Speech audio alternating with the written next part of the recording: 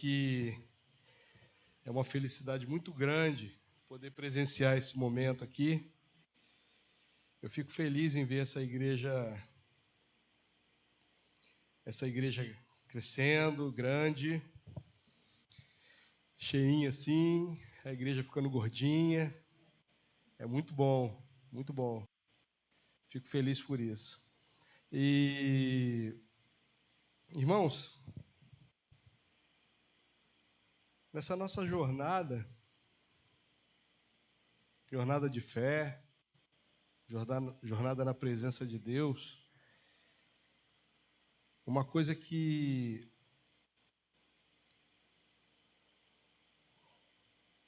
é uma busca de todos nós, é saber se a gente está no caminho certo. E aí eu não vou falar nem da jornada cristã, da vida cristã diária, da nossa jornada rumo ao céu, na tentativa de chegar ao céu. Mas em todas as áreas da vida, nós queremos saber se nós estamos no caminho certo. Qualquer coisa que a gente venha fazer. Aqueles irmãos que já têm a idade mais avançada, já progrediram na vida, no tempo, já construíram uma carreira, família. Essas pessoas, elas vão lembrar do que eu falei e que os jovens estão vivendo. De pensar será que eu estou fazendo a coisa certa?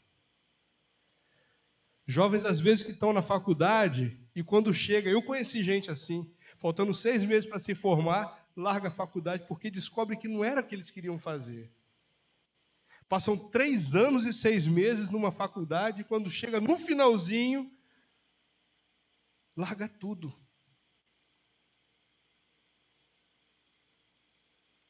E muitas vezes frustrados. E começa tudo de novo em uma outra área. Glória a Deus que, quando algumas vezes, a pessoa se acha e entra numa nova carreira e ali ela fica feliz com o que está fazendo. Mas foram 3 anos e 6 meses que ela passou fazendo uma coisa que depois ela descobriu que não era para ter feito. Não era a área dela, não era o que ela queria fazer. Não era o desejo do coração dela. Isso nós estamos falando na vida secular. Que você pode adaptar. Você pode falar, eu não estou fazendo o que eu queria, mas agora eu não vou parar mais, eu vou continuar e vou viver a minha vida trabalhando numa área que eu não gosto, não me sinto realizado, mas agora eu vou ser homem o suficiente, mulher suficiente para encarar e vou levar à frente, mesmo não gostando. Vou fazer minha vida nisso aqui. Mas com relação à vida espiritual não dá para fazer isso. Porque afinal de contas, Jesus não é um caminho para chegar ao céu, ele é o único caminho. A vida cristã, ela não tem atalhos. Ela não tem percursos alternativos para chegar onde a gente está lutando para chegar. Não tem. Não é através de uma religião. E aí você pode escolher um cardápio variado que nós temos no mundo aí. Religiões variadas. Não é através de nenhuma dessas. Não é. Nós que estamos aqui nessa noite, nós sabemos que só tem um caminho que leva ao céu. E é esse caminho que nós estamos reverenciando nessa noite. Nós já cantamos louvando o nome dele. Nós já cantamos dizendo que queremos nos derramar aos pés dele. Que queremos dizer que ele é formoso na nossa vida. Dizer que nós somos gratos a ele. E que nós desejamos, a nossa alma deseja ele. Esse é o caminho. E nós estamos aqui nessa noite fazendo isso. E eu queria nessa noite pedir a você que abrisse a sua Bíblia, lá no Evangelho de João, no capítulo 10. Nós vamos ler alguns versículos, nós vamos ler do versículo 1 ao 5, depois do 22 ao 28. João 10, versículos do 1 ao 5 e depois 22 ao 28.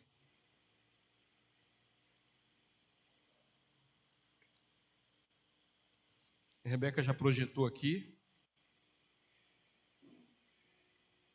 Em reverência à palavra de Deus, aqueles que puderem, por favor, fique de pé. Se você por algum motivo não pode, amém. Diz assim, João 10, versículos do 1 ao 5. Em verdade vos digo, o que não entra pela porta no aprisco das ovelhas, mas sobe por outra parte, esse é ladrão e salteador. Aquele, porém, que entra pela porta, esse é o pastor das ovelhas. Para este, o porteiro abre, as ovelhas ouvem sua voz, ele chama pelo nome as suas próprias ovelhas e as conduz para fora. Depois de fazer sair todas as que lhe pertencem, vai adiante delas, e elas o seguem, porque lhe reconhecem a voz. Mas de modo nenhum seguirão o estranho, antes fugirão dele, porque não conhecem a voz dos estranhos. Versículo 22. Celebrava-se em Jerusalém a festa da dedicação. Era inverno. Jesus passeava no templo, no pórtico de Salomão. Rodearam-no, pois, os judeus e o interpelaram. Até quando nos deixarás em mente suspensos? Ou até quando nos deixarás confuso, sem saber se é ou se não é? Se tu és o Cristo, dize-o francamente. Respondeu-lhe Jesus, já vou-lo disse, e não credes. As obras que eu faço em nome de meu Pai testificam a meu respeito, mas vós não credes, porque não sois das minhas ovelhas. As minhas ovelhas ouvem a minha voz, eu as conheço e elas me seguem. Eu lhes dou a vida eterna, jamais perecerão, e ninguém as arrebatará da minha mão. Glória a Deus por isso. E ainda de pé, Rebeca, 1 Pedro 2, 25.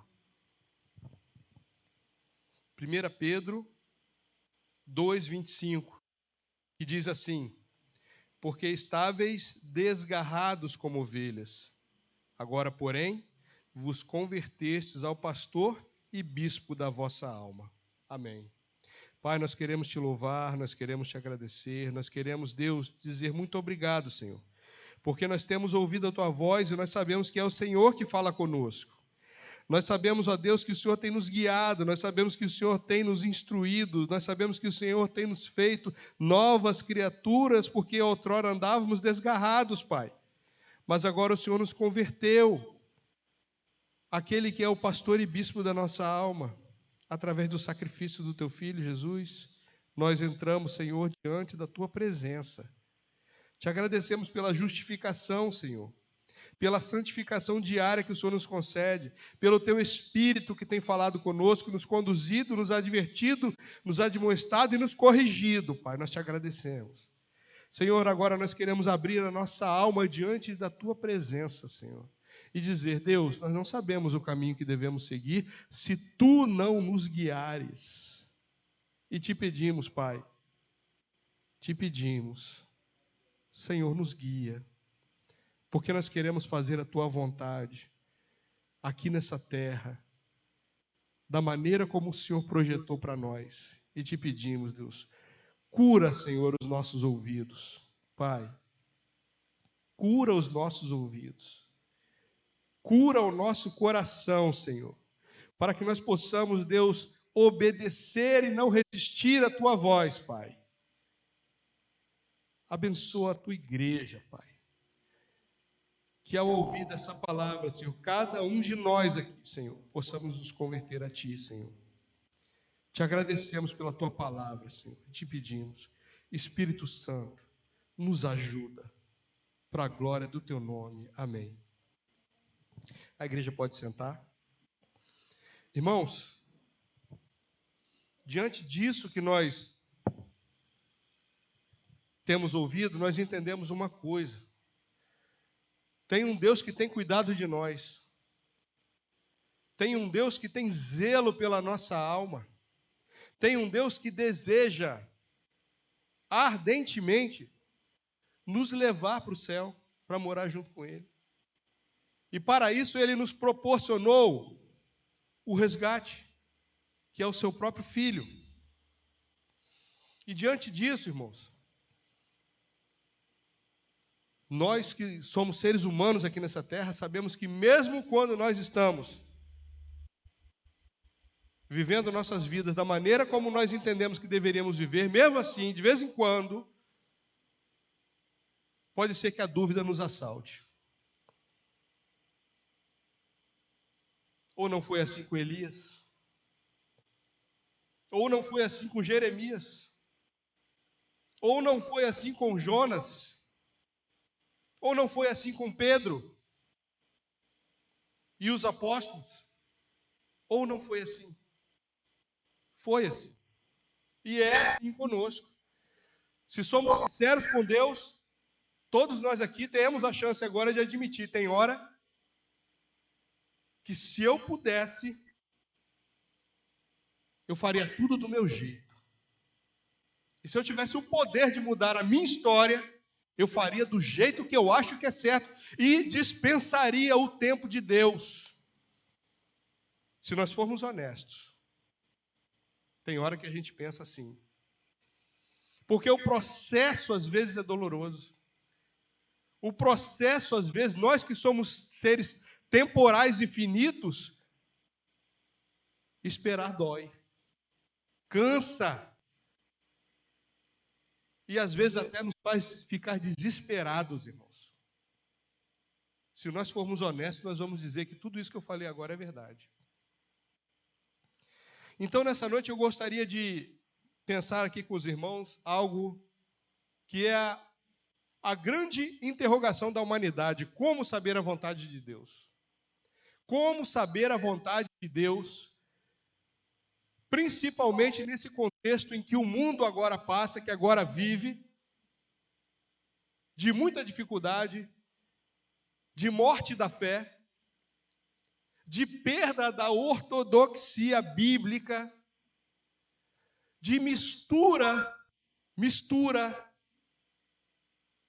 no meio do evangelho.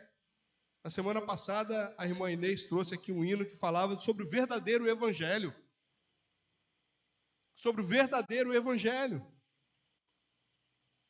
Que tem um evangelho hoje em dia que está misturado com convencimento humano, com projeções mentais, com psicologia, filosofia, com tudo, menos com o joelho dobrado e humildade, dizendo: Senhor, eu quero entender o teu tempo. Eu quero fazer conforme a tua vontade, porque, irmãos, quando Deus faz conforme a vontade dele, o nome dele é glorificado. E o mundo que está olhando para você vê assim: existe um Deus que é vivo e verdadeiro. Só Deus poderia fazer isso que está acontecendo na vida dessa pessoa. Só Deus poderia fazer. E até o incrédulo vê isso. E o incrédulo se converte com o teu testemunho de crente verdadeiro. Como saber a vontade de Deus? Preciso tomar uma decisão importante. Como decidir com sabedoria? Nós vimos aqui há algum tempo, quando estudávamos a epístola de Tiago, que conhecimento é acúmulo de informações. Eu posso ter muito conhecimento, acumular muita informação, saber tudo que o Discovery Channel tem para ensinar, que o History Channel tem para ensinar, que a melhor enciclopédia do mundo tem para ensinar. Eu posso ter tudo na minha cabeça e explicar todos os fenômenos da natureza. Mas pode ser que eu seja muito cheio de conhecimento, mas não tenha a sabedoria de Deus. E o que é a sabedoria de Deus? É usar o conhecimento segundo a ótica de Deus. Segundo Deus entende a humanidade, a história, a vida, o tempo. Sabedoria. E aí, para decidir com sabedoria, como saber qual a vontade de Deus para a minha vida? Como que eu sei isso? E nessa noite nós vamos ver que nós temos uma forma de sistematicamente, o ser humano gosta de sistema, né? Sistematicamente. Eu costumo dizer que a mente do ser humano é uma mente muito matemática. A fé não é matemática. Mas a mente humana gosta de entender por que Deus está fazendo isso. Por que eu tenho que dar esse próximo passo? Lembra lá de Pedro? João 13:7? João 13:7. Jesus fala, vou lavar os pés de vocês. Pedro vai e fala, não, o meu não. O meu não. Jamais. 13:7. Aí Jesus fala ali, o que eu faço não sabes agora, compreendê-lo-ás depois. É assim na nossa vida, irmãos. É assim na nossa vida. Deus falando para a gente, o que eu estou fazendo agora, filho, filha, você não está entendendo, mas você vai entender um dia. E você vai olhar para trás e vai falar assim, meu Deus, glória a Deus. Porque Deus não se comove com a pirraça que a gente faz às vezes. Senhor, eu vou deixar de te servir. E chora, e diz que vai largar o caminho, vai parar de ir para a igreja, porque as coisas não estão acontecendo do nosso jeito. Do nosso jeito é melhor, Senhor. Vê se não é mais prático ir por esse caminho aqui. É mais prático, Senhor.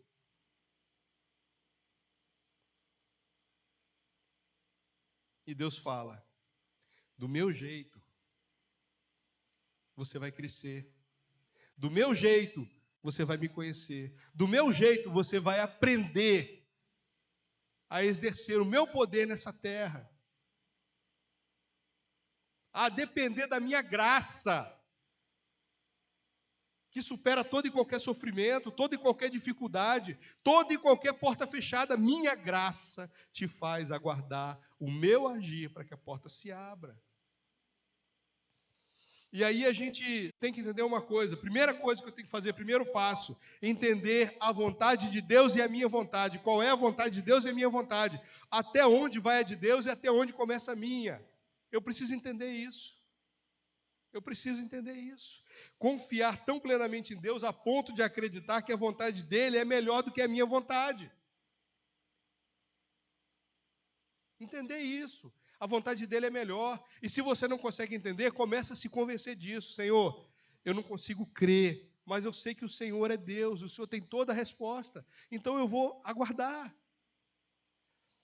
Aceitar que o plano de Deus é melhor que o meu plano. Se você se lembra lá de Lucas 22:42, o próprio Jesus pedindo a Deus que passasse dele aquele cálice. Mas como ele termina essa frase? Mas que não se faça a minha vontade, mas a tua. Que não se faça a minha vontade, mas que se faça a tua. Que seja feita a tua vontade. Jesus sentindo o peso ali do pecado da humanidade. Eu acho que o sofrimento maior que Jesus sofreu não foi passar uma noite apanhando, não foi levar uma cruz de espinho na cabeça, não foi ser açoitado a noite inteira, ser xingado, envergonhado, cuspido. Eu acho que o pior de tudo, irmãos, foi Deus encarnado, santo, sem pecado, receber em si todo o pecado da humanidade inteira. Isso deve ter sido o pior. Isso deve ter sido o pior. Porque em toda a vida dele, ele se guardou do pecado, mesmo habitando um corpo carnal, igual ao nosso. Ele se guardou do pecado. Ele foi tentado, irmãos. Mas em nada ele pecou. E ele sendo Deus, ele recebeu sobre si o pecado de toda a humanidade. Deve ter sido a dor mais cruel que Jesus sentiu no processo de resgate nosso. E aí, ele sentiu o pecado da humanidade sobre os seus ombros e ele pede, Senhor, Pai, que não seja a minha vontade, mas que seja a tua. Porque se para resgatar esse povo isso for necessário, eu vou até o fim. Eu vou até o fim. Mesmo sabendo que isso vai me dilacerar a alma.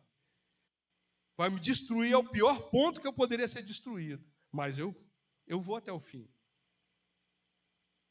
Pela vida do Roberto Gavior, do pastor Antônio, pastor Ronaldo, pastor Roberto Feliciano. Pela vida, nesse momento você pode ver o teu nome sendo falado lá, Jesus falando, eu vou até o fim por eles. Pai, eu vou até o fim por eles. Vai ser terrível, mas eu vou até o fim por eles. Há uma luta entre a nossa vontade e a vontade de Deus. Muitas vezes nós agimos como se Deus fosse um gênio da lâmpada. Como? Querendo que Ele faça uma mágica e resolva o problema que a gente acha que tem que ser resolvido. Esperamos um sim para todos os problemas. Esperamos um sim. E aqui, os irmãos já me conhecem, sabem que eu gosto de compartilhar experiências que as pessoas do nosso tempo viveram. Eu vou compartilhar uma experiência minha. Eu fui para uma organização missionária, fazer um curso de missionário. Fiquei 6 meses lá morando em regime de internato. Peguei 6 meses de licença da Marinha, eu era sargento da Marinha, peguei 6 meses de licença da Marinha, fiquei fora da Marinha, em regime de internato, dormia e acordava naquela base missionária. Irmãos, foi o melhor tempo da minha vida. Você dorme e acorda respirando Deus. Tudo é feito em torno da palavra, em torno da oração, em torno do louvor, do serviço, aprendendo como trabalhar no campo missionário, aprendendo as nuances da vida missionária, de como pregar o evangelho, sendo preparado para o trabalho missionário. Foi o melhor tempo que eu vivi na minha vida. Eu não lembro de nada melhor. Nada. Você dorme e acorda respirando Deus. E quando chegou perto do final, os discipuladores, os líderes da escola falavam assim: nós estamos orando por discipuladores, nós estamos orando por voluntários. E eu falei: Senhor, eu vou pedir baixa da Marinha, eu vou largar a Marinha e vou ser missionário. Irmãos, quando eu falei isso, Deus disse para mim: não é isso que eu quero. E eu entrei em crise. Eu falei: Senhor, a tua palavra diz que a seara é grande, poucos são os ceifeiros, eu estou me apresentando, o Senhor está dizendo não. Eu estou dizendo o que eu quero, o Senhor está dizendo não. E eu muito triste, irmão, muito chateado. Eu lembro, primeiro dia que eu voltei para o meu trabalho, que eu pisei naquela base lá de São Pedro da Aldeia, quando eu lembro e digo para os irmãos, quando eu pisei dentro daquela base, lágrimas desceram dos meus olhos. Porque eu falei: Senhor, eu não quero estar aqui. Não é aqui que eu quero estar. Mas o Senhor me trouxe para cá. E eu claramente senti Deus falando comigo: é aqui que eu te quero. É aqui que eu vou desenvolver o que eu quero fazer na tua vida. Irmãos, eu fui servir num lugar onde eu dava aula. A gente formava 80 militares por ano, somando todos os cursos, 80 militares por ano. 2 anos depois, teve uma reformulação na Marinha, os cursos mudaram e eu passei a ter 240 alunos cativos ouvindo o que eu tinha para dizer para eles. Eu passei 25 anos servindo no mesmo lugar. Isso não acontece com os militares da Marinha. Eu passei 25 anos servindo no mesmo lugar. E eu tive milhares de alunos na minha sala de aula, ouvindo o que eu tinha para dizer. E hoje, chegam pessoas para mim e falam: hoje eu sou evangélico porque eu vi o que o Senhor falou para mim aquele dia na sala de aula. Se Deus tivesse atendido o meu pedido, talvez não fosse assim. E Deus me ensinou uma coisa: confia. O meu processo é melhor. A minha trajetória é melhor. Irmão, Deus mudou as leis da Marinha, os cursos, os currículos de formação da Marinha, para eu ter 240 alunos todo ano ali. E mais do que isso, estou falando curso de carreira, de formação de mecânico de aeronave. Fora os outros cursos que eu dava.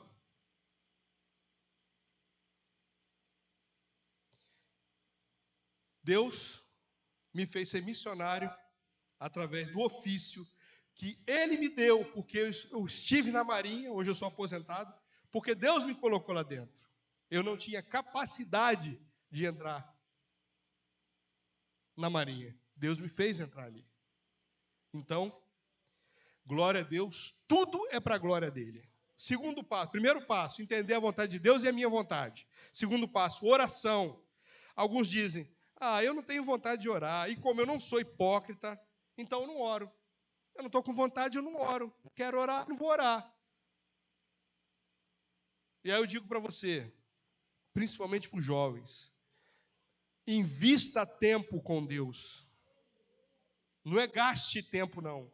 Não é passe tempo, não. É invista. Invista tempo com Deus. Leia bons livros. Leia a Bíblia. Desenvolva o hábito de ler livros de testemunho de crentes que vieram antes de você.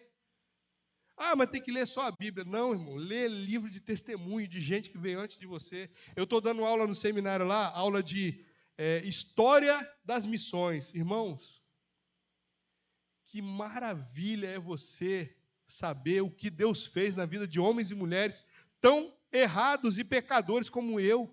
E que coisas que Deus fez.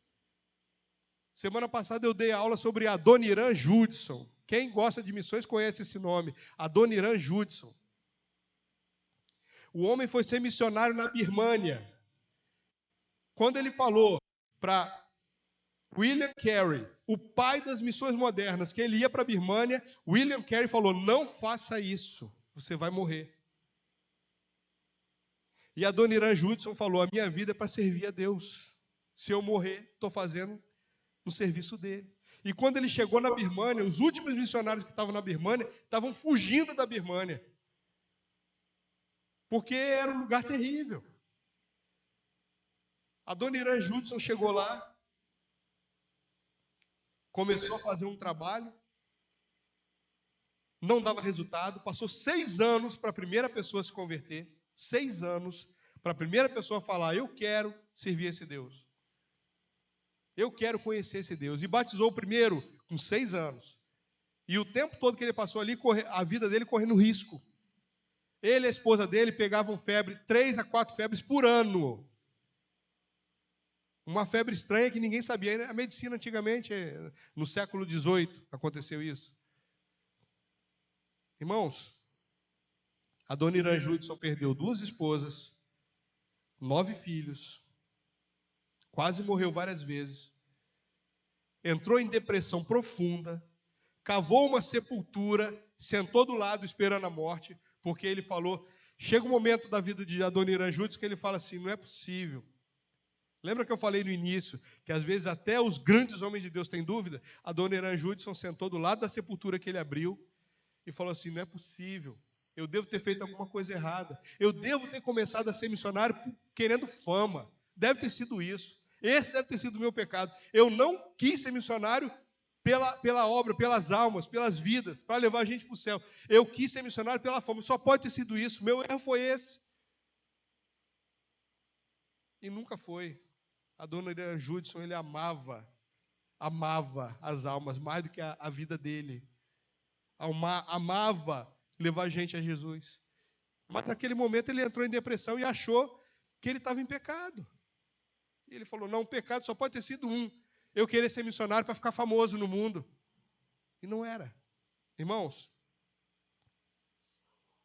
o nome é Adoniran Judson. Quem gosta de missões, conhece missões, trabalha com missões, conhece esse nome.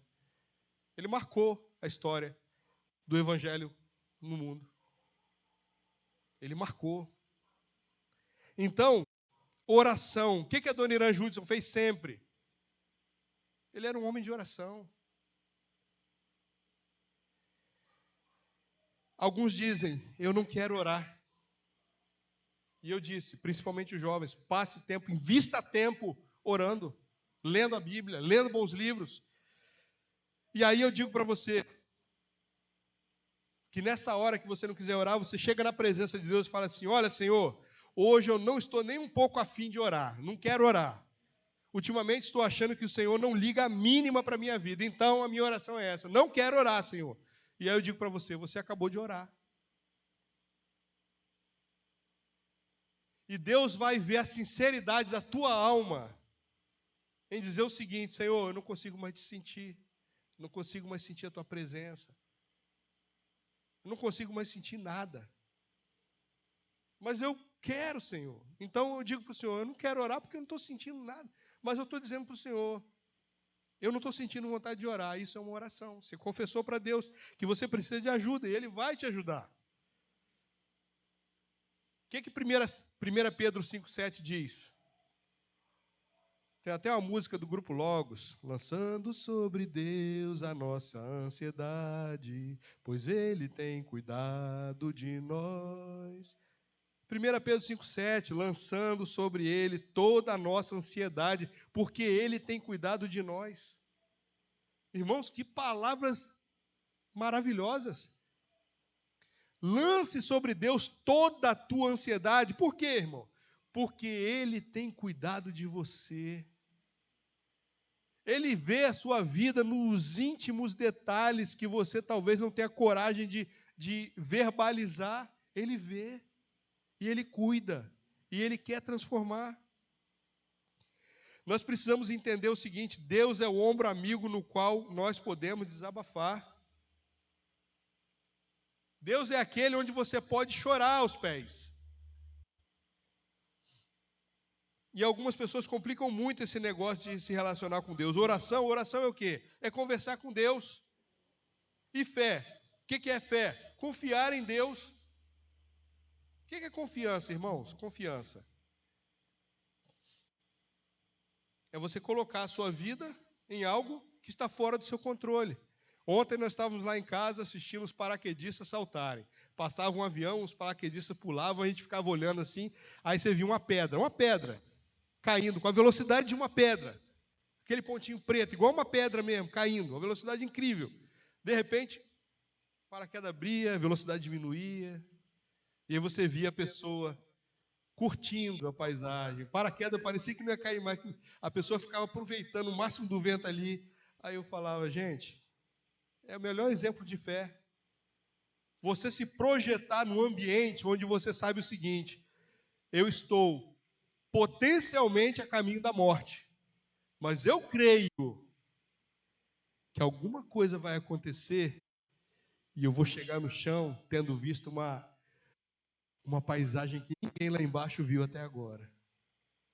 Eu vou experimentar coisas que quem não teve essa coragem nunca vai ter. Isso é ter fé, é ter confiança, é se lançar crendo que Deus vai abrir o paraquedas. Para muita gente, Deus é como um ilustre desconhecido. Para muita gente, Deus é como um ilustre desconhecido. Muito obrigado, meu amado.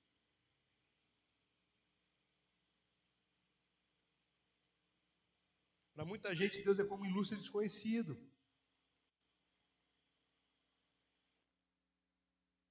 Crente que vive como vive um ateu.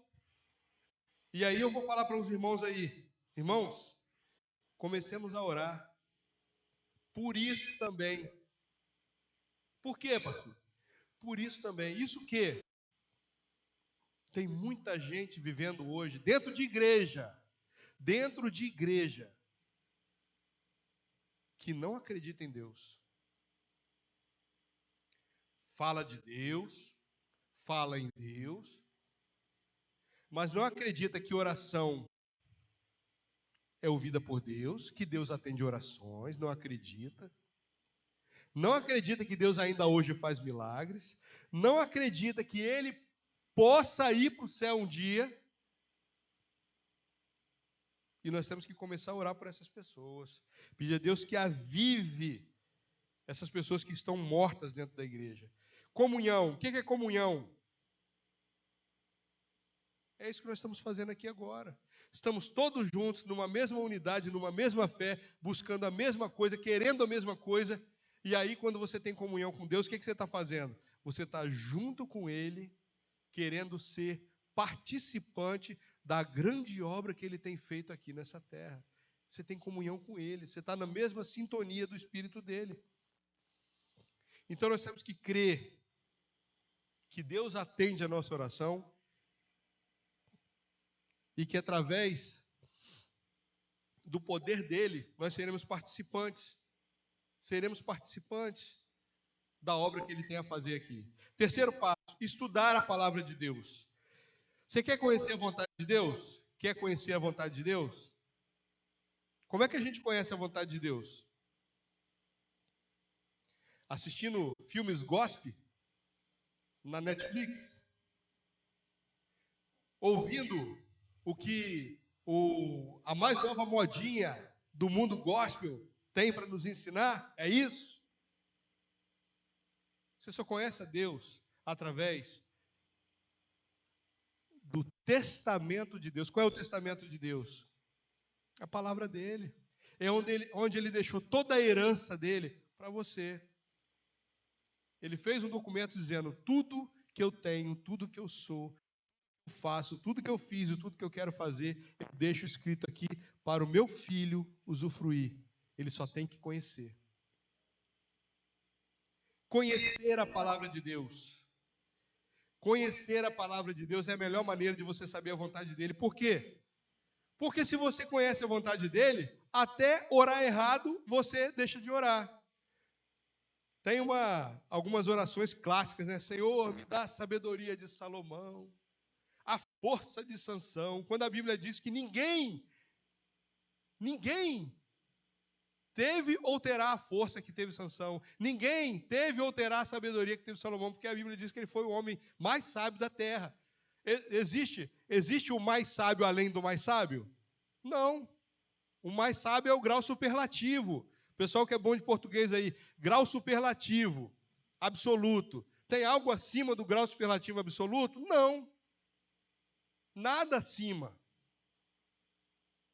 Então você vai parar de orar errado. Para começar, se você não ganhasse nada conhecendo a palavra de Deus, isso você teria, mas você ganha muito mais. Você conhece o caráter de Deus, você conhece os planos de Deus, o projeto de Deus, você conhece a história do povo de Deus. E a partir dali você entende o que é possível eu fazer a partir do momento em que eu creio em Deus e ando segundo a vontade dEle. Você começa a entender isso, e você começa a se apropriar dessas verdades. E aí, quando a gente conhece a Deus, a gente tem que considerar 2 pontos. O primeiro é informar, se informar. Como eu consigo me informar? Estudando. Algumas pessoas começam a leitura da Bíblia pelos primeiros livros. Aí quando você começa Gênesis, oh glória, aleluia. É uma história, uma narrativa. Gostoso, né? Deus criando tudo, a terra, os animais, as plantas, o homem. Aquilo é uma narrativa, é gostoso de conhecer aquilo ali. Aí você esbarra com o povo sendo escravo, e você, tem alguma coisa aqui que parece que está ficando estranha, saiu do controle, alguma coisa saiu do controle. Aí você continua a ler, aí daqui a pouco você esbarra num livro que é só genealogia. Fulano era filho de Beltrano, aí você para de ler a Bíblia, por quê? Primeiro que você acha que é chato. Meu Deus, como é que eu vou ler um negócio desse? Esse eu vou pular. Vou pular esse. Só que se você continuar lendo, quando você chegar lá em Apocalipse, você vai falar, meu Deus, se fulano não fosse filho de Beltrano, essa história não teria sido escrita. Se esse não viesse daquele, isso não teria acontecido. Vamos olhar a genealogia de Jesus, irmãos. Todo mundo na genealogia de Jesus era puro, perfeito e santo? Raabe era assim? E estava na genealogia dele, né? Está, né? Ruth, nem do povo ela era, mas está na genealogia dele, não está?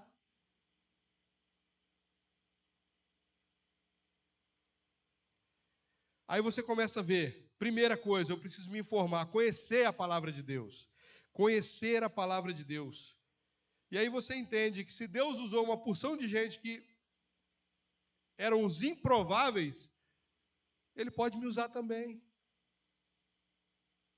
Se Deus usou os improváveis, Ele pode me usar também. E o outro ponto que a gente tem que considerar quando a gente fala em conhecer a palavra de Deus. Conhecer a palavra de Deus, estudar a Bíblia para quê? Para aprender a ouvir a palavra, a ouvir a voz de Deus. Através da Bíblia você ouve a voz de Deus, meditando e aplicando na nossa vida. Quando você começa a aplicar a Bíblia, a sua vida, você começa a ouvir Deus falar contigo. Você começa a ouvir Deus falar contigo. A leitura da Bíblia nos ensinará a conhecer a vontade geral de Deus para todas as pessoas. Qual é a vontade geral de Deus? Que todos sejam salvos, que nenhum se perca. Não é? Mas tem umas vontades específicas. Tem ou não tem? A palavra de Deus não fala que existem dons e que cada um recebe um. Tem uns que recebem mais de um, mas não tem uns que recebem um. E o dom não é específico?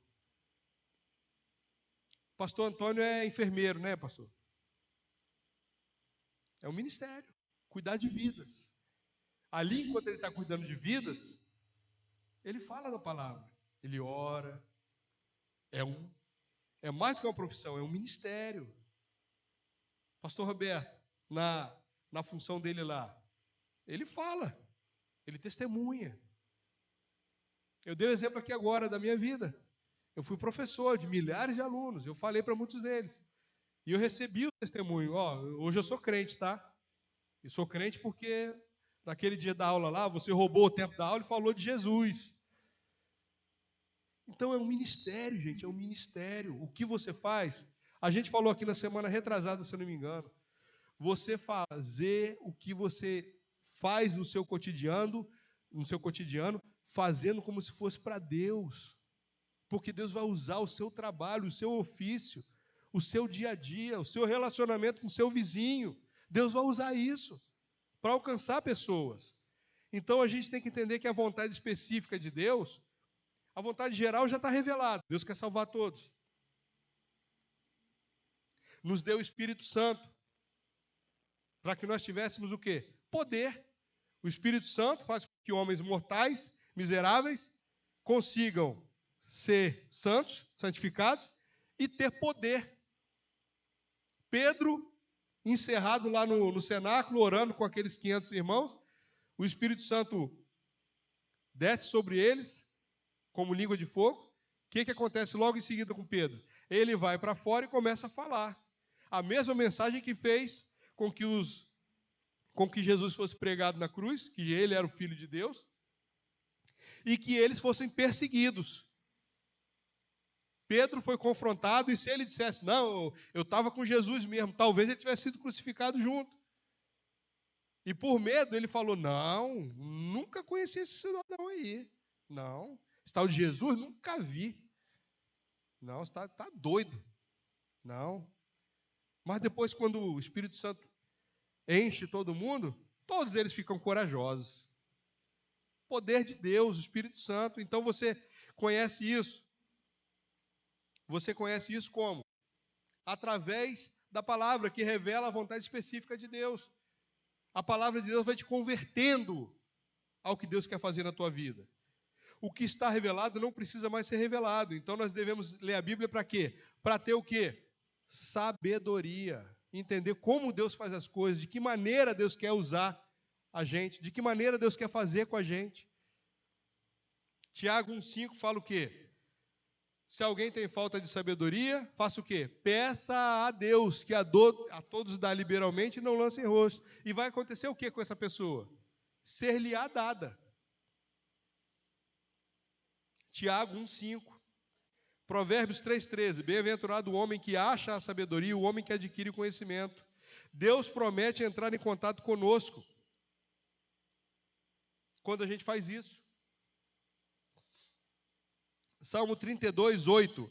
Instruir-te-ei, ensinar-te-ei o caminho que deves seguir, guiar-te-ei com os meus olhos. Lembra da leitura de João que nós fizemos? As minhas ovelhas ouvem a minha voz, né? E quando ele sai pela porta, as ovelhas saem. Quem é que vai à frente? O pastor. Jesus falou isso. O pastor vai à frente das ovelhas. Então, quando nós estamos na nossa jornada aqui nessa terra, tem um pastor que é o nosso mestre, rei, Senhor, Jesus, que está na nossa frente. Porque o trabalho é dele. O trabalho é dele. A obra é dele. O maior interessado é ele. Então ele vai na nossa frente. Quarto passo: não se guiar pelos sentimentos. E aí eu volto. Cuidado com os pseudo-evangelhos que tem sido pregado por aí hoje. Sentimentos, cuidado com os sentimentos. Você poderá ser enganado pelos seus sentimentos, ou por sentimentos que sejam gerados em você a partir de um evangelho que não é evangelho. Tem um evangelho sendo pregado aí que coloca Jesus como um ursinho carinhoso. O pessoal fala assim: Jesus veio pregar o amor. Jesus veio pregar a paz.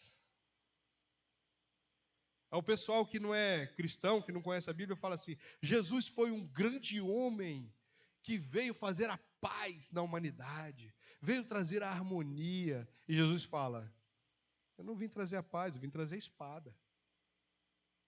Porque por minha causa, filho vai se levantar contra pai, pai se levantar contra filho. E esse mesmo Jesus, quando ele teve que defender a santidade do templo, a Bíblia diz que ele pediu emprestado um chicote, não foi assim? Não. A Bíblia diz que ele achou um chicote no chão, foi assim? Não. A Bíblia diz que ele fez um chicote. Ele fez um azorrague. E com aquele azorrague que ele fez, ele derrubou as barracas dos cambistas e falou que ali não era casa de bagunça. Esse é o Senhor que nós temos que entender, que é o Senhor que é o nosso Senhor. E nós não podemos pregar: Jesus é amor. Jesus é amor, querido. Amém, glória a Deus. A gente conhece a Bíblia, a gente sabe disso. Mas nós temos que falar de uma palavrinha que as pessoas não estão falando hoje em dia, chamada pecado. E falar o seguinte: olha só, se você não se arrepender, você vai para o inferno. Pastor, mas isso aí é muito agressivo. Deus não chamou você para ficar enganando as pessoas, para ficar contando mentira para as pessoas. Deus não chamou você para contar mentira para as pessoas. Você tem que chegar e falar o seguinte: olha só, tem um Deus que amou você muito e viu que você estava longe dele. Porque você estava longe dele, ele decidiu prover um meio para que você se aproximasse dele. A única forma foi mandar alguém para morrer no seu lugar, mas tinha que ser alguém que não tinha cometido pecado. Então o filho dele assumiu o lugar. Eis-me aqui, Senhor, envia-me a mim. E o filho dele assumiu o lugar, veio à terra, viveu uma vida como homem, mas em santidade, sem pecar. Morreu no seu lugar, e ao terceiro dia, Deus o ressuscitou de entre os mortos. E quando Deus o ressuscita de entre os mortos, foi vencido o pecado, a morte e o inferno. E quando ele subiu ao céu, a separação que havia entre você, que está ouvindo o que eu estou te dizendo agora, e Deus foi desfeita. A partir de agora você tem acesso ao Pai. Basta que você diga: eu sou pecador e eu preciso da tua presença, do teu perdão. Eu preciso do teu poder. Quando você fala isso, toda essa obra de Deus, ela se completa na tua vida e você é recebido no céu, ainda aqui nessa terra. E daí vem a certeza da salvação, que nós somos muito criticados. As pessoas falam assim: mas vocês falam que vocês estão salvos, a gente só pode saber se está salvo depois que morre. Não, querido, se você não tem certeza da tua salvação, pelo amor de Deus, procure o teu pastor e converse com ele. Porque você precisa ter certeza da tua salvação. Hoje. Você não pode viver a tua vida sem ter certeza da tua salvação. Pelo amor de Deus, procure o teu pastor.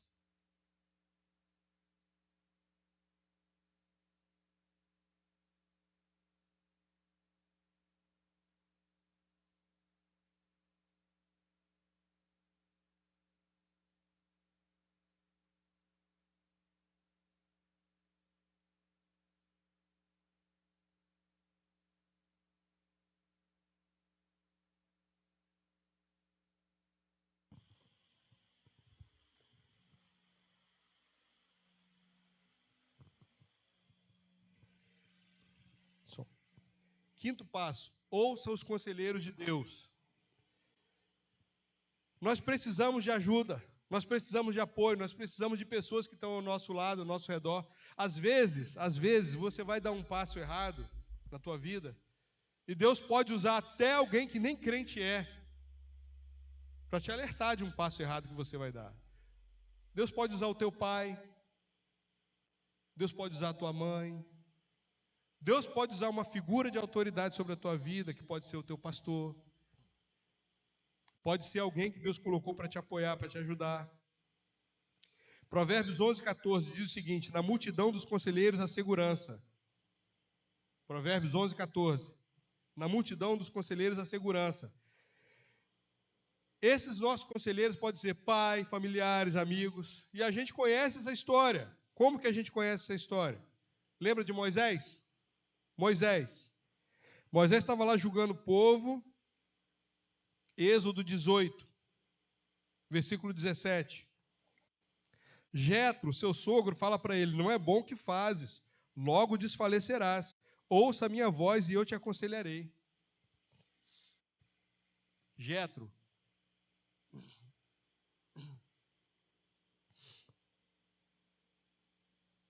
Moisés estava o dia inteiro ouvindo as causas do povo. O dia inteiro. Jetro vê aquilo e fala: rapaz, o que você está fazendo? Não tem como. Vai chegar uma hora que você vai cair aí. Você vai morrer desse jeito. Faz de outro jeito, olha só. Constitui aí pessoas que vão separar o povo em grupos aí eles vão. Você orienta esse pessoal e eles vão orientar o povo. Divide isso aí. Não dá, do jeito que você está fazendo, não vai dar. Você vai acabar morrendo aí, sentado nessa cadeira aí.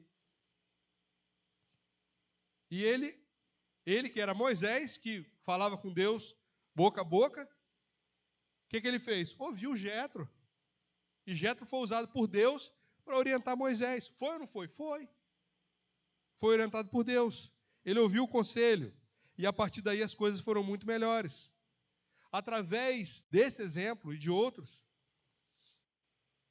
Deus nos revela que nós precisamos estar atentos à voz de Deus, porque Ele pode estar usando uma pessoa que a gente tem como o improvável. Poxa, mas Deus está usando essa pessoa, e você vê que foi Deus que usou. E foi Deus que usou. Sexto passo: examine a providência de Deus. O que é providência? É a sabedoria com que Deus conduz todas as coisas. Providência de Deus, a forma como Deus provê todas as coisas, organiza todas as coisas. Irmãos, eu fico fascinado, eu fico impressionado, fascinado com o desenho que Deus faz na nossa vida, com mosaico. Os irmãos lembram de mosaico? Aqueles vitrôs ali, pega um caco de vidro, coloca ali e faz uma janela com os cacos ali. Quando você vê, forma uma cor ali bonita, um conjunto de cores, ou um desenho bonito, através de pedaços de vidro, que as pessoas, um mosaico, um vitrô. E Deus começa na sua vida, parece que não vai dar em nada, só que você vai, caminha por aqui, caminha por ali, e tudo vai se encaixando. Quando você vê, você está no centro da vontade de Deus, na hora e no lugar certo, para Deus fazer o que Ele quis que você fizesse quando Ele pensou em trazer você a essa terra. Você está no centro da vontade dEle, através da providência dEle, ela vai te guiando. O que é necessário para que você faça isso? Você não se desviar da vontade de Deus. Vou voltar aqui um pouquinho no passado. Eu tinha que tomar uma decisão. Lá atrás, o exemplo que eu falei agora há pouco. Se eu quisesse ter tomado essa decisão, bastava chegar lá e falar assim: olha só, quero preparar a minha documentação para o documento. Iam me dar uma folha, eu ia assinar e pronto. Eu ia ter minha vontade satisfeita, eu ia ter minha vontade atendida. E ia para um lugar onde eu estaria achando que era a vontade de Deus, porque estava na Bíblia aquilo ali. Mas Deus falou comigo pessoalmente: não faça isso, não faça isso, não é isso que eu quero para a tua vida. E nós temos que aprender a examinar a providência de Deus, irmãos. Fica firme no lugar onde Deus chamou você, porque Ele vai guiar os teus passos. Uma das coisas que a gente entende a vontade de Deus, sabe qual é? A vontade de Deus traz paz ao coração. Por mais improvável que aquilo seja a vontade de Deus, se você sente que Deus está te compelindo, está te empurrando a fazer alguma coisa, e aquilo traz paz ao teu coração, Deus está falando para eu vender minha casa. Mas eu só tenho aquilo ali, aquele teto sobre a minha cabeça. Deus está falando para eu vender meu carro. Mas eu preciso dele para me deslocar. Eu vou para a igreja com ele. Só que Deus sabe, a exemplo daquilo que eu falei agora há pouco com os irmãos, que ali na frente vai ter uma situação que você precisa não estar mais com aquela casa. Você precisa não estar mais com aquele carro. Pedro falando para Jesus, Senhor, tu me não lavarás os pés. E Jesus fala, João 13,7, o que eu faço não entendes agora, compreendê-lo-ás depois. Irmãos, é delicioso você ver o desenho que Deus faz, é delicioso. Você olha assim, aí você fala, meu Deus, se eu não tivesse crido, se eu tivesse tomado a atitude que eu achei que era correta, eu hoje não estaria onde eu estou agora. Aí você fala, você enche o teu coração de humildade e fala assim, Senhor, muito obrigado, porque o Senhor não atende oração errada, e o Senhor não se guia pelos desejos do meu coração. Muito obrigado, Senhor, muito obrigado. É só a misericórdia de Deus que faz isso. Então, examinar a providência de Deus parece um quebra-cabeça, mas se encaixa no final. Salmo 103:2 diz o seguinte, bendize, ó minha alma, Senhor, e não te esqueça de nenhum dos seus benefícios. Lembre dos benefícios de Deus, agradeça pela providência e os benefícios de Deus na tua vida. Não pare de cantar aquela música, conte as bênçãos, conte quantas são, conte as bênçãos. Fale do que Deus tem feito na sua vida. Não é contar 1, 2, 3, Deus fez isso, 1, 2, 3, não, conte, fale. E quando você começa a falar, final da música, e há de ver surpresa o quanto Deus já fez. Aí você vê e fala, meu Deus do céu, tudo isso aconteceu sem que eu percebesse, mas Deus fez, olha isso. Deus fez. A ordem de Deus para Abraão foi como? Abraão, no ano de 2022, Abraão, estou falando para você o seguinte, Abraão. Deus chegou para Abraão e falou assim, estou falando para você o seguinte, Abraão. Em 2022, vai ter um país chamado Israel, que vai ter o melhor exército do mundo, vai ser a única democracia do mundo árabe, e vai ser um país que é invejado por todo mundo. E, Abraão, vou contar um segredo. Escolhi você para ser o pai dessa nação. Foi assim que Deus fez? Não. Deus chegou para ele e falou, filho, sai do meio da tua parentela, sai da tua casa e vai para a terra onde eu vou te mostrar. Deus já tinha mostrado a terra para Abraão? Não. Deus fala, vai para a terra onde eu vou te mostrar. Nem tinha mostrado ainda, irmãos. Falamos de fé agora há pouco, né? Falei do exemplo do paraquedista, né? Abraão pulou do avião, falou, é o Senhor que está mandando? Pronto, pulei. Saltou pela porta do avião. E o paraquedas abriu. E hoje nós temos o Estado de Israel. Tudo começou com Abraão. Um homem que resolveu crer. Eu disse resolveu porque tudo é aos poucos, vai acontecendo na tua vida. Eu estou dizendo isso para o seguinte, irmãos, para de prestar atenção no que eu estou falando agora para vocês, para de prestar atenção, Presta atenção na tua vida agora. Preste atenção no seguinte. Tudo que eu estou falando aqui, o Espírito Santo está ministrando no teu coração. E vai acontecer na tua vida de acordo com tudo que você acabou de ouvir. Se você decidir fazer como Abraão fez, crer. Só precisa crer e responder. Você só precisa crer. Isso aqui não é uma coleção de testemunhos de gente da Bíblia, não. É o que Deus está falando para você na noite desse dia.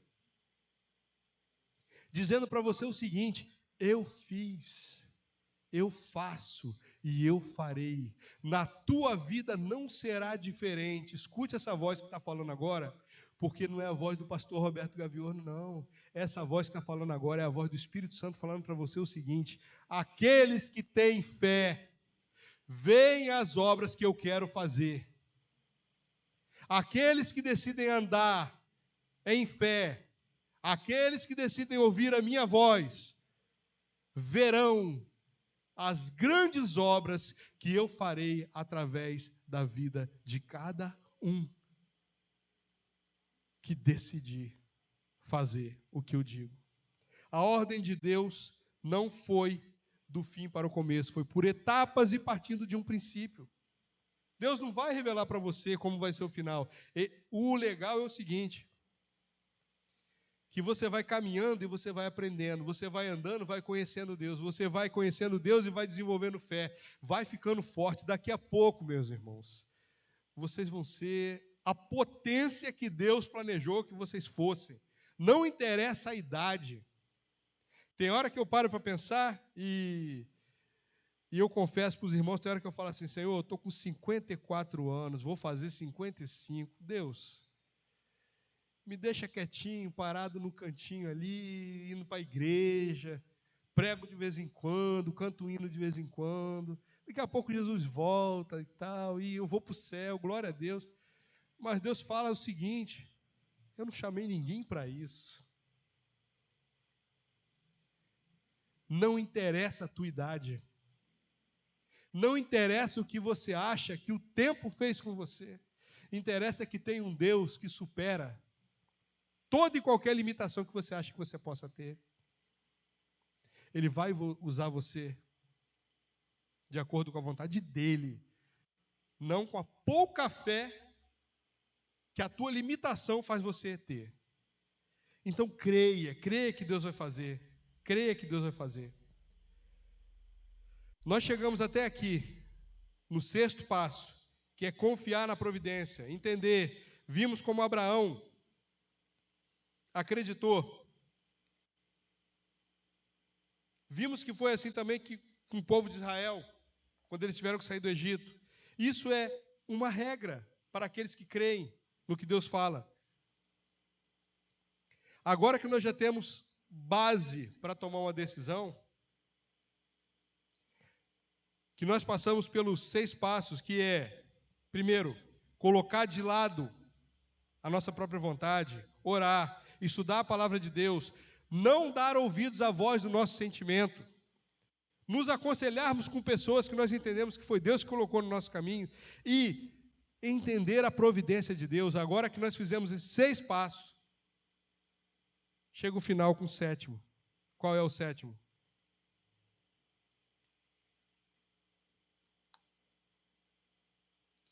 Os 6 primeiros foi Deus fazendo na tua vida e você aceitando.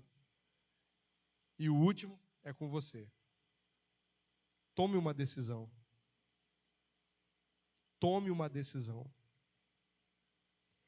Toda vez que você vê Deus falando alguma coisa para os servos dele que construíram a história, ele chega com o verbo de ação.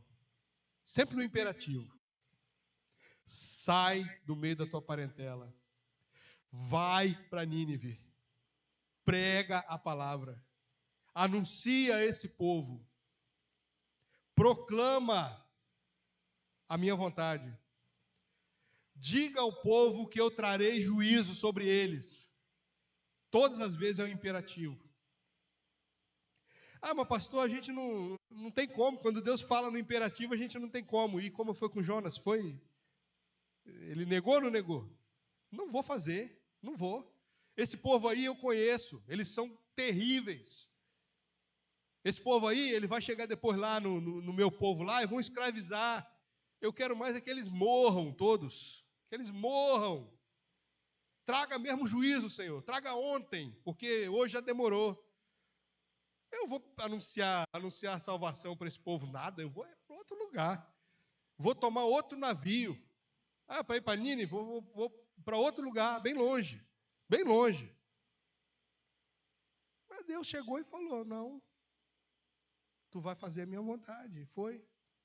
Você pode dizer não para Deus? Pode. Só não recomendo. Porque o preço é altíssimo. Assim como foi com Jonas. Ou foi legal ele ficar 3 dias no ventre de um peixe? Será que foi legal?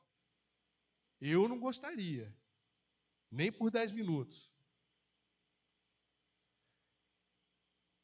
A Bíblia está cheia de convites para a decisão. Josué 24:15.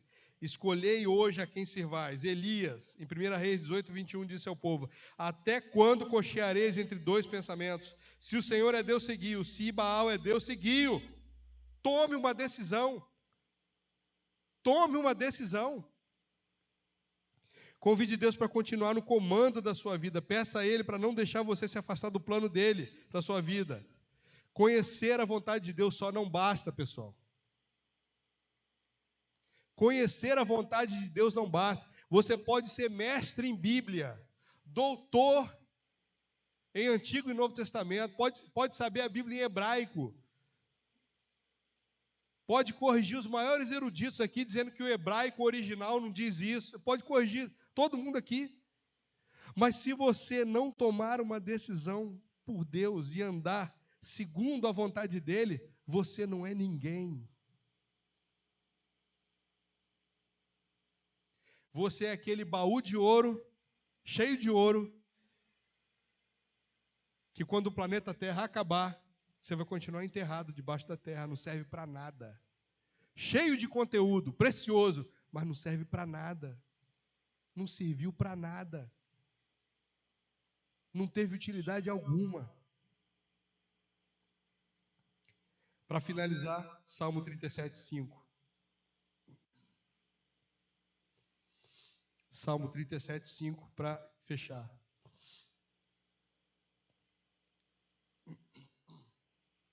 Entrega o teu caminho ao Senhor. Confia nele. E ele tudo fará. Entrega o teu caminho ao Senhor. Confia nele. E o mais ele fará. Confie em Deus. Confie em Deus. Creia que Ele está agindo na tua vida. Creia que Ele está dirigindo os seus passos. Creia que a vontade dEle é soberana também na tua vida. Aceite a vontade de Deus sobre a tua vida como o melhor para você. E passe a pensar da seguinte forma: a partir de hoje, eu quero ser parte desse grande desenho de Deus, dessa obra-prima de Deus nessa terra, de ser o centro da vontade dEle, de estar no centro da vontade dEle e de fazer tudo conforme Ele nos mandou. Façais tudo conforme Ele vos mandar, como disse Maria. Meus amados, que essa palavra possa ser internalizada no seu coração, internalizada no teu coração. Que você possa entender que você pode chegar aonde quer que você queira chegar, se for da vontade de Deus. Então você precisa entender e buscar a vontade de Deus. É fácil saber a vontade de Deus. Basta seguir esses passos. Que o Espírito Santo possa falar melhor aos nossos corações, convertendo-nos a cada dia. Peço a você que fique de pé, se você puder.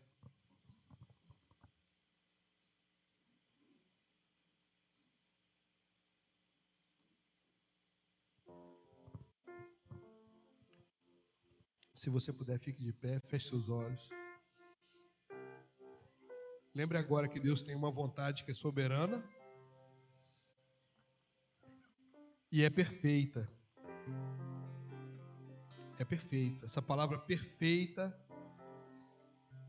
ela é chave para que nós confiemos em Deus. A palavra de Deus nos dá orientações e a vontade dele é perfeita. Não acontece nada pela metade, nada 99%. É perfeito. É 100%. E Deus vai fazer na tua vida conforme ele projetou para fazer. Se você se colocar na posição de servo, se você se arrepender dos teus pecados, se você pedir a ele que entre na tua vida, se você pedir ao Espírito Santo que te corrija, que restaure o altar da tua vida. Irmãos, o que nós mais temos na nossa vida são erros. Todos nós, sem exceção, eu tenho muitos erros. Mas eu tenho uma vontade muito grande que Deus me ensine a acertar. Você precisa desejar, Senhor, eu quero a tua presença na minha vida. Eu quero fazer a tua vontade. Eu quero andar contigo, Senhor. Eu quero ser um instrumento útil nessa terra, antes da tua volta. Pai, assim como grandes servos teus, William Carey, Adoniran Judson,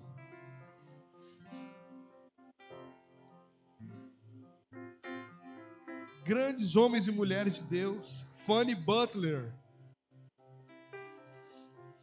aquela primeira médica, aquela primeira mulher que o Senhor mandou lá para a Índia, sozinha, solteira,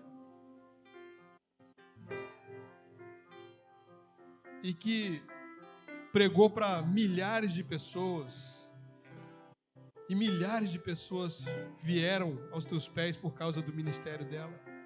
Senhor, nós queremos ser assim também, Pai. Nos converte para a glória do teu nome, Senhor. Nos corrige, nos ensina e nos dá o teu Espírito para que nós possamos falar com intrepidez, sem receio, sem medo, nesses últimos dias antes da tua volta. Pai, abençoa a tua igreja, Pai. Abençoa os teus filhos aqui, tuas ovelhas que ouvem a tua voz e que conhecem a tua voz e que por ti são conhecidas também, Pai. Abençoa as tuas ovelhas aqui nesse lugar, Pai. Abençoa os meus irmãos que estão ouvindo essa mensagem. Abençoa os teus filhos, que eles possam sentir a tua presença e entender que o Senhor está falando com eles, Pai. Cura o coração de cada um agora, Senhor. Cura também enfermidades físicas, Pai. Enfermidades do mundo psicológico, Senhor. Senhor, restaura, Pai, a saúde dos teus filhos, para que eles possam estar na tua casa, Senhor, te louvando, conforme o teu desejo, Pai. Abençoa, Deus, o pastor dessa igreja, Pai. Abençoa a família dele, abençoa cada família aqui representada. Abençoa, Pai, os visitantes, Pai. Que a tua palavra chegue ao coração deles e que eles sintam um desejo, Pai, de te servir, de andar contigo. Senhor, nós te louvamos, nós te agradecemos, Deus, no nome do teu Filho Jesus Cristo, Pai. Amém. Amém.